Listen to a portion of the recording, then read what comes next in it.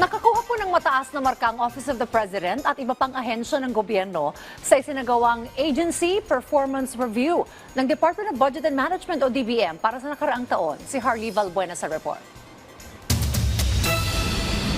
Sa pamumuno ni Pangulong Ferdinand R. Marcos Jr., nakakuha ng very satisfactory rating ang Office of the President sa 2024 Agency Performance Review ng Department of Budget and Management. Ito ang grado na ibinibigay sa bawat ahensya batay sa paggamit ng kanilang pondo noong 2024 sa APR report na tinatawag ding Budget ng Bayan Monitor na markahan ng OP ng 4.53% rating.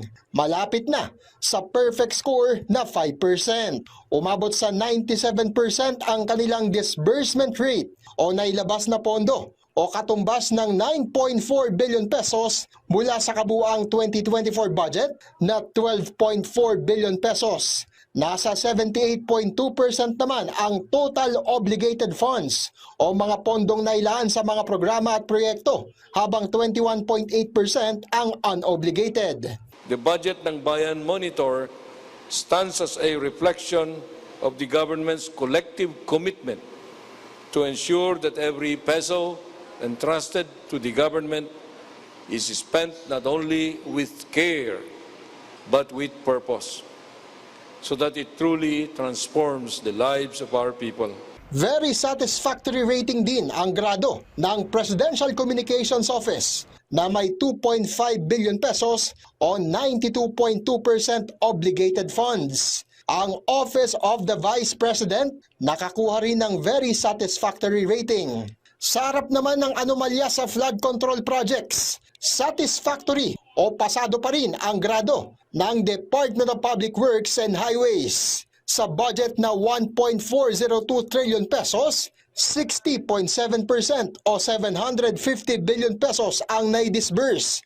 1.236 trillion pesos ang obligated, habang 165 billion pesos ang unobligated o walang alokasyon at hindi nagastos. May pinakamababa namang unobligated funds by percentage ang Department of Social Welfare and Development. Sumunod ang Department of the Interior and Local Government, Department of Energy, Department of Science and Technology, at Department of Education.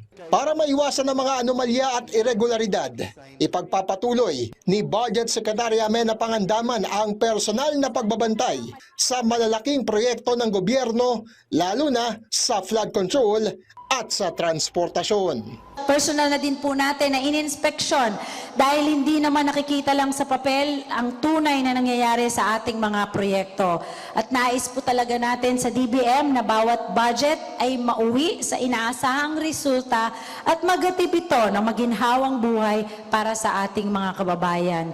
Harley Valbuena para sa Pambansang TV sa Bagong Pilipinas.